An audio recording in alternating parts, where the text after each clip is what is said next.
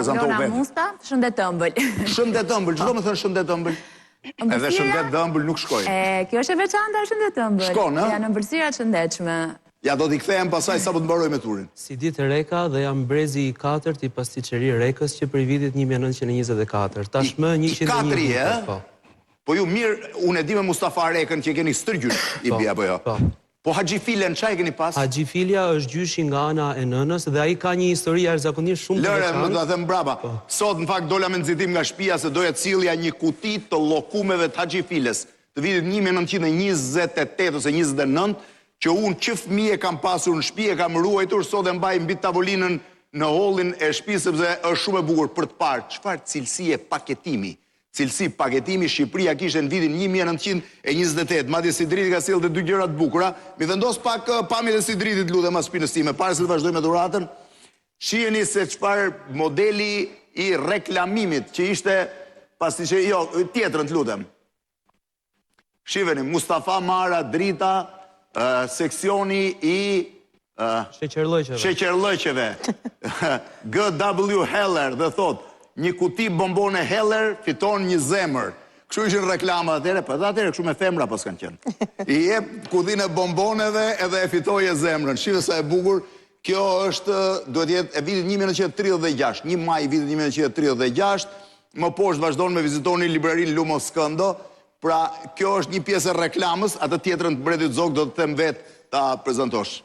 Dhurata Thanasi kam ardhur në titullin e përfaqësueses së Çoko Alb, është një kompani 1 vjeçare krijuar me çokolata shqiptare. 100% shqiptare çokolata. Përveç çokolatës që nuk mund të jetë, po çdo gjë tjetër, ajo është mbushur komplet me produkte që vijnë anë bashkë Shqipërisë. Shije shqiptare. Po vazhdojmë më pas. Tavla e Biu nga pasticqeri Lika. Pasticqeri Lika. Ina Pojani dhe mbi ëmbël. Ina Adi Alivoda, pasticqeri Eagle Shkodër. Pasticqeri Eagle Shkodër. Që nga viti 1992. Që nga 92-shi? Punojna me majtë traditën e pasticqerisë. Traditën? Atë Haxhi Makullën e këto i ke? Haxhi Makullën, trungun, tortën, zubën, si është patikuar. Lërë, zot them brapa tani me që më përmënde Haxhi Makullën. Ne si i themi Haxhi Makullës? I themi tespit. Shqeqerpare. Sa të shqeqerpare. Haxhi Makullë është shumë zorë me e bënë.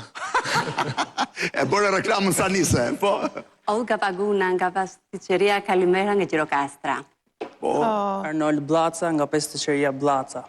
Nga Blaca, nga kasatat e Durrësit. I pasi sjellë dhe të ftohta kasatat. Po shpresoj mos shkrin.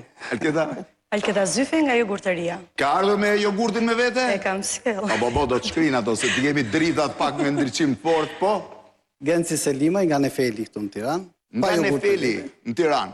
Pra kam 10 të ftuar, thash tani do mundohem të miksoj, ju mund t'i ndërhyni dhe njëri tjetrit po doni. Ideja ime është që gjithë secili të prezantoj një ëmbëlsirë të caktuar dhe pak a shumë një stil. Thash, një nga problemet që ka pasur edhe historikisht Shqipëria, që t'jemi pak më të drejt me gjën, është që nuk ka pasur në i farë pasticqerie, por gjithsesi, që në fillim viteve 20, thash, edhe në vitet e komunizmit, Blaca me sa diun, që në vitet e komunizmit ka ruajtur një lloj tradite. Që në vitet 39. Që në 39-ën. Gjyshi kthehet nga Turqia. Ja, një historia tipike e ëmbëlsirë. Dhe vazhdon biznesin e tij bashkë me 2 vëllezër e tjerë. Me italianën, besoj. Po. Ja. Deri në vitet 60 ai operonte privatisht, po. Po pastaj? Më pas, gjatë kohës komunizmit, ato kthehen dhe punojnë për shtetin. Po, sigurisht. Dhe në vitet 90, kur me të rënë komunizmi, e hapën prapë. Po. 39, a? Po. Do më thënë i bje 60, 86 vjetë në treg. Ju pak a shumë 101 vjetë në treg. 101 vjetë, 1924, 2025. Atë e ke atë... Vaniljen e kristalizume, po. Se ka marrë me vete. Jo, si ku da mërshë me vete? Se ka marrë me vete, si kisha halë sa lek kishte boje vanilja atere? Kur i morën pronën komunistët, kishte rrujt vetëm i qese me vanilja dhe i kështë dhe i letër, që thoshte kjo vanilje bën kaq lek, mos e shpërdoroni, ruajni vanilje. Ajo ishte pasuria e shtëpisë në atë kohë, sepse dihet që sistemi... Edhe ju prodhonit llokuma dhe në kohë të komunizmit. Në qeftas edhe dikush nga familja dilte aty të Oxhaku sipër edhe fryte se kishte hallë se mos spionotin komshit. Në verë, se po të shifrin që dilte ty me Oxhaku në verë, kuptoj që po bëje punë private. Po nuk e hëngrët në i herë kështu. Çështja është që gjyshi ka vujt shumë realisht, neve nuk na është tregu. Tani me thënë drejtën, gjithë atyre që era komunizmi vujtën. Ata që kishin biznese prona, që ishin punë tyre, atyre ju mori shpirtin komunizmi. Është e vërtet.